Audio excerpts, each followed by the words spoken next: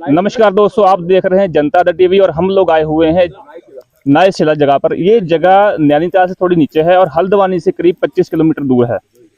26 जनवरी का दिन है, सब लोग गणतंत्र दिवस मना रहे हैं।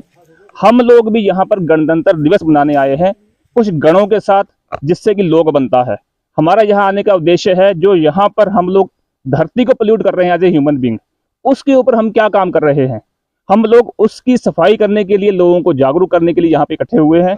और इस संगठन का नाम है, जिसके साथ हम लोग जुड़े हुए हैं, यह है जन मैत्री संगठन। हम लोग आज बातचीत करेंगे बच्चे सिंह बिष्ट जी से।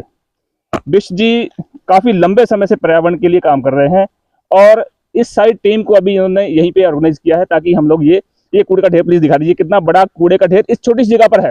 आधे घंटे में हमने जमा किया है। आधे घंटे में। बच्चीदा ये बताइए, इस पोल्यूशन से, जो प्लास्टिक का पोल्यूशन है, बाकी इसमें तमाम चीजें हैं जिससे कि हमारी धरती पोल्यूट हो रही है और धरती पर एक बड़ा संकट आ गया है। जैसे कि पिछली गर्मियों में लोगों के एसी फट गए थे, इतनी भयंकर गर्मी पड़ी। तो ये सब जो इशू हैं और हिमालय के जो भी इशू हैं, इस सब तमाम मुद्दों को लेकर आप क्या संदेश देना चाहें? धन्यवाद गुरविंदर जी। देखिए, सबसे बड़ी बात है कि जो इस समय जो इंसानों की जहां नज़र जानी चाहिए वो है कि प्रकृति के साथ उनका जो तादाद में रहना चाहिए, प्रकृति के साथ सहजीवन होना चाहिए, उसकी जगह पर प्रकृति के साथ खिलवाड़ हो रहा है। दूसरी चीज़ है कि आज गणतंत्र दिवस है और पूरे देखने वालों को, देश को बधाई। आज हम लोग ये देखते हैं कि अपने संवैधानिक मूल्यों को बचाने के साथ साथ हम अपने कर्तव्यों का निर्वाह भी बहुत अच्छे से करें। और पूरे हिमालय का जो मुद्दा है वो है कि हिमालय की बर्फानी और गैर बर्फानी दोनों नदियां संकट में हैं, सारे प्राकृतिक जल स्रोत संकट में हैं, यहाँ के पहाड़ जल स्रोत में हैं और यहाँ जिस तरह के अनियोजित विकास की जो प्रक्रिया चल रही है उसने बहुत बड़े संकट में हिमालय को डाला है और जिसका प्रभाव पूरे एशिया पैसिफिक में होने वाला है। तो इसको लेकर के हमारे तमाम साथी जो आज मेरे साथ यहाँ पर जुड़े हुए हैं, तमाम बुद्धिजीवी हैं, पत्रकार हैं, सामाजिक कार्यकर्ता हैं, और इन सब लोगों ने मिल करके, संगठन के साथ मिल करके एक अभियान शुरू किया है कि हम चित्रेश्वर मंदिर में, जो हमारी नाइशिला नदी है, जो कि भाखड़ा की सहायक नदी है, इस नदी के किनारे से एक तरह से हम एक संदेश देना चाहते हैं कि देखिए, आप जो है बहुत सारा जश्न कीजिए, बहुत सारा खुशी मनाइए, लेकिन अपनी जिम्मेदारियों से भागिए मत, क्योंकि हिमालय जो है करा रहा है और इसकी नदियां संकट में, और जब कोई भी नदी संकट में जाती है तो मानव सभ्यता पूरी संकट में। गण का, हम लोगों का अस्तित्व प्रकृति के बगैर नहीं है और हमने ये छोटी सी जगह पे इतना कूड़ा इकट्ठा किया है, तो बाकी जगह पे क्या हाल होगा।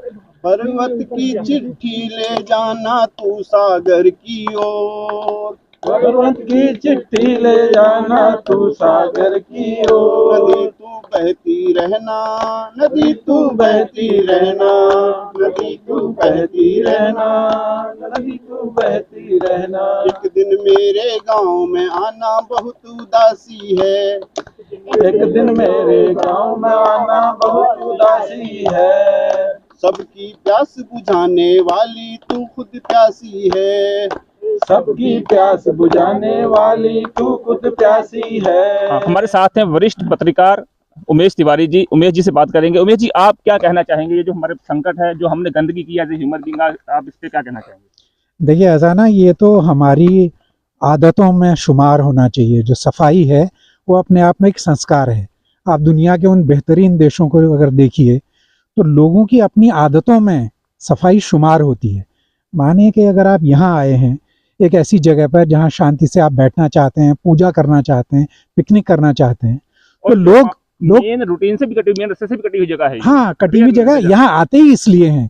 तो आपको कोशिश ये रहनी चाहिए कि एक थैला आपके पास वो भी होना चाहिए जिसमें कि आप जो भी कूड़ा बन रहा हो उसको उसमें रखें आप। तो ये हमें मतलब सोच के चलना चाहिए। अब एक कोल्ड ड्रिंक पिया, वो बोतल फेंक दिया, वो आप देखिए ना, क्वालिटी देखिए आप इस कूड़े की।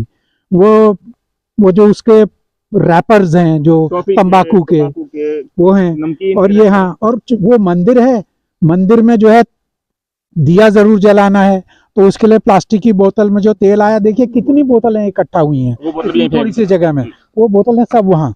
जबकि हमको चाहिए ये था कि हम उसको एक जगह इकट्ठा करते, मगर ये तो इसमें एक विशेष बात सबसे बड़ी ये है कि आप आस्था के साथ भी अगर आप वो करेंगे तो वो भी एक तरह से खिलवाड़ है। आप आस्था का ध्यान रख रहे हैं तो आप उनकी भी तो आस्था का ध्यान रखिए जो प्रकृति को ईश्वर मानते हैं। आपने तो बिल्कुल ही बर्बाद करके छोड़ दिया। को ईश्वर मानते हैं और ये प्रकृति का हाल किया है। हम तमाम नदियों की पूजा करते हैं, नदियों का हाल हमने बुरा कर दिया है। तो इसीलिए तो जो है ये एक मैसेज है, और इस तरह से लोगों को सबको इकट्ठा होना चाहिए, छोटे छोटे ग्रुप भी बन जाएं छात्रों के साथ। नैनीताल में हमने एक बहुत बड़ा अभियान चलाया था, 2007 से लेकर 14 तक वो चला, अभी भी वहाँ कुछ लोग करते हैं। वो शहर आप देखिए, वो एक सबसे खूबसूरत शहरों में से एक शहर है। उसका हाल ख़राब सिर्फ इसीलिए था कि वो कूड़े से पट गया था, और वहाँ बड़ा आसान है कि वो सारा कूड़ा निकल करके झील में चला जाता है, तो लोग ये समझते हैं कि निस्तारण हो गया, लेकिन वो निस्तारण नहीं होता है, वो कहीं ना कहीं फिर वापस हमारे पास आ रहा होता है। तो यही कहानी सब जगहों की है। इन सारी सुंदर जगहों का जो ख़त्म हो रही हैं, उसका कारण यही है कि हमारी आदतों पर हमारा कंट्रोल नहीं है। यहाँ पर एक बड़ा सवाल ये भी पैदा होता है कि क्या ये बाजारवाद का प्रभाव है। हमने बाजार से चीज़ें ले ली, उसकी सुविधाओं का तो हमने यूज़ कर लिया, लेकिन उसके जो ड्रॉबैक हैं, उसकी जो कमियां हैं, उससे हमने मुंह मोड़ लिया। हम बात करेंगे जगमोहन रौतेला जी से। हल्द्वानी की जानी मानी हस्ती हैं, पत्रकार रह चुके हैं। हम इनसे बातचीत करेंगे क्या बाजारवाद का जो हमने अच्छी चीज़ ले ली, सुविधा ले ली, और उसका जो आउटपुट था, अवशेष था, उसको हमने यहाँ कूड़े में जगह जगह फैला दिया। इस पर क्या कहना चाहेंगे आप? बाजारवाद तो है ही यही कि आप यूज करो और फेंक दो, तो वही नतीजा है कि आप कोल्ड ड्रिंक पियो, उसके साथ आपको बोतल मिलेगी, आप बोतल फेंक दो। आप पाउच खाइए, मसाला खाइए, उसको खाइए और फेंक दीजिए। तो ये सब जगह है, बड़ा दिक्कत है। लोग कई बार जो विदेशों में रहते हैं वो कहते हैं कि साहब वहाँ ऐसे करते हैं, आप कुत्ते को घुमाएंगे तो आप उसके पीछे बैग लेके जाएंगे इतने, लेकिन जब वहाँ से वापस आते हैं तो वही आदमी जो कहता है कि वहाँ इस तरीके से सफाई, वो अपने कुत्ते को गली में पड़ोसी के घर में करा रहा होता है।